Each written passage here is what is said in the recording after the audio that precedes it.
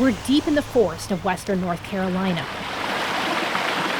where the water source for all of Charlotte gets its start.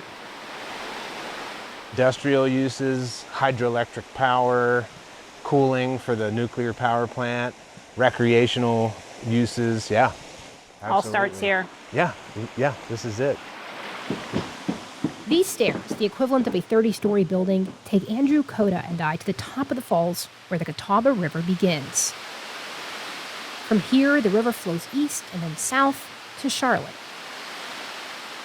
We're 100 miles away from Charlotte, but we are connected to Charlotte by this river right here. So Coda is the executive director for the Foothills Conservancy, the nonprofit land trust that protects tens of thousands of acres across 3 river basins, including the Catawba. The Yadkin, Catawba, and the Broad all flow to the Atlantic Ocean, right? For him, protecting this watershed is what protects you.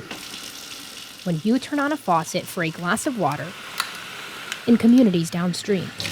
Because it's an interconnected system, we all need to be concerned about the health of the entire watershed, not just look or focus locally.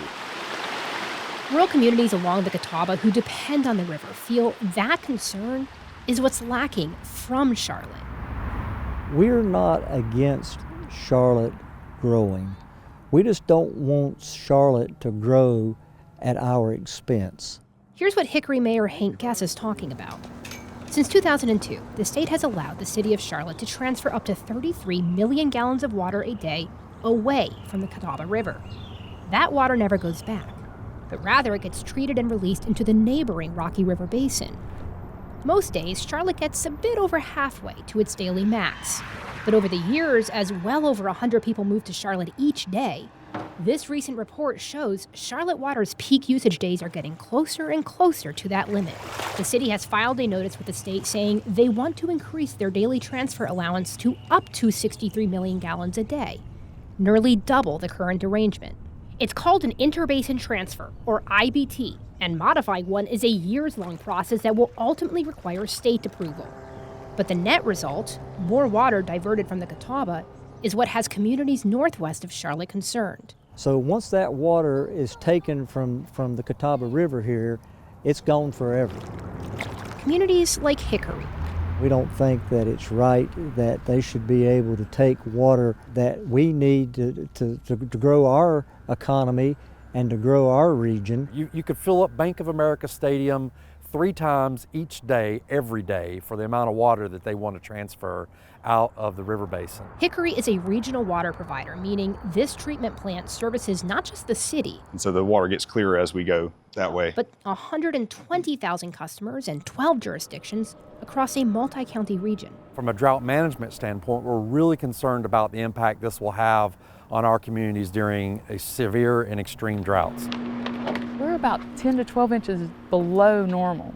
It's not going to be made up with one shower. Amy Douglas is a 5th-generation farmer and UNC Charlotte engineering graduate in Alexander County. The strawberry crop this year is a little different than what we would like to see. We've been dry since these things were planted last September. Her strawberry farm, the farmer's daughter, is partially dependent on Hickory City water. She's one of the many regional customers I mentioned earlier. And while that city field irrigation has helped through the drought this spring, this plant field is showing signs of a growing season cut short and therefore a shortfall in revenue. That makes me nervous. That's what she doesn't want to see made worse by a plan like Charlotte's.